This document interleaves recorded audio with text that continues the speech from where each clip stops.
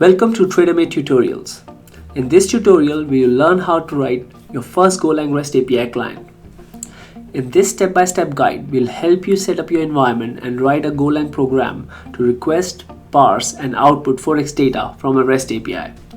Alternatively, we will provide a link to the full version of the code in the description below.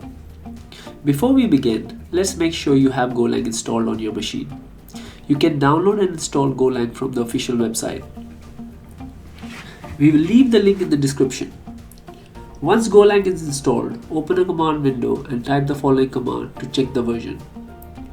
If everything is set up correctly, you should see the version information displayed, as you can see on the screen. Now, next step is to obtain your TraderMate API key. If you don't have one, don't worry. It's completely free to sign up and it takes seconds. We'll provide the sign up link in the description. Once you sign up, log into your dashboard. You can copy your API key from there. Alright, now let's write some code. We'll start by adding package name, which in this case will be main. Then we'll import the necessary packages that we'll be using throughout the program. We'll be importing encoding JSON will help with parsing JSON. FMT will help with the print statement. IOUtil will allow the program basic read and write command. Log will be used to log messages to the console so we can see what the program is doing. NetHTTP will allow us to make a GET call to the REST service.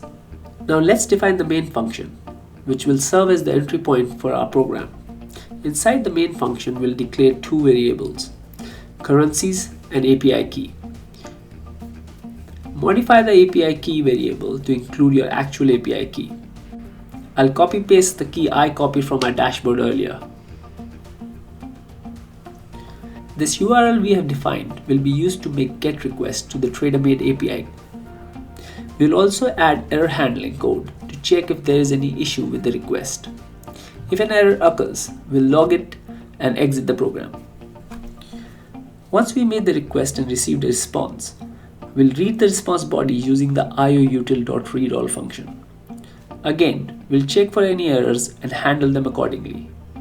Before we proceed to parse the JSON data, let's print out the response body and see what we received. This will help us understand the structure of the data. Now, save the file and run it using the go run command in the terminal. You should see the JSON body printed in the terminal. Great! We can see the JSON body, but it's still just a string. To work with it as an object, we'll need to define a data structure that matches the structure of the JSON data we received.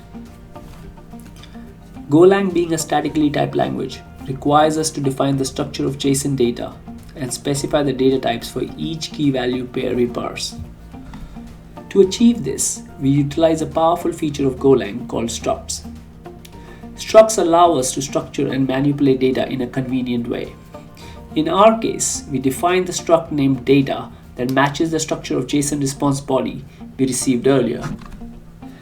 Additionally, to parse the bid and ask rates, we define the quotes field within the data struct. For simplicity, we defined it as an array of maps where each map represents the JSON object with keys as strings and values as unknown types.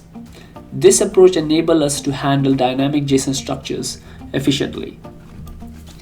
Now that we have our data structure defined, we can create an instance of data struct named data object. This instance will hold the parsed JSON data. To populate the data object instance with the JSON data, we use the json.unmarshal function. By passing the JSON body and the reference to data object prefixed with the ampersand, we instruct Golang to unmarshal the JSON into the data struct and store it in memory. Once the JSON is successfully unmarshaled, we can access and utilize the parsed data. The defined structure allows us to conveniently work with individual fields and perform operations as needed. Finally, we'll print the parsed values and iterate over the quotes field to display the symbol, bid, ask, and bid values for each quote. Excellent! We've successfully parsed the JSON data and displayed the relevant values. You can now use these values as needed for further processing or analysis. That's it for this tutorial.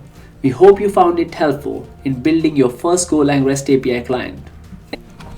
If you enjoyed this video, please consider subscribing to our channel, linking the video and leaving a comment. Your feedback is valuable to us. Help us create more content that meets your needs. Thank you for watching, and we'll see you in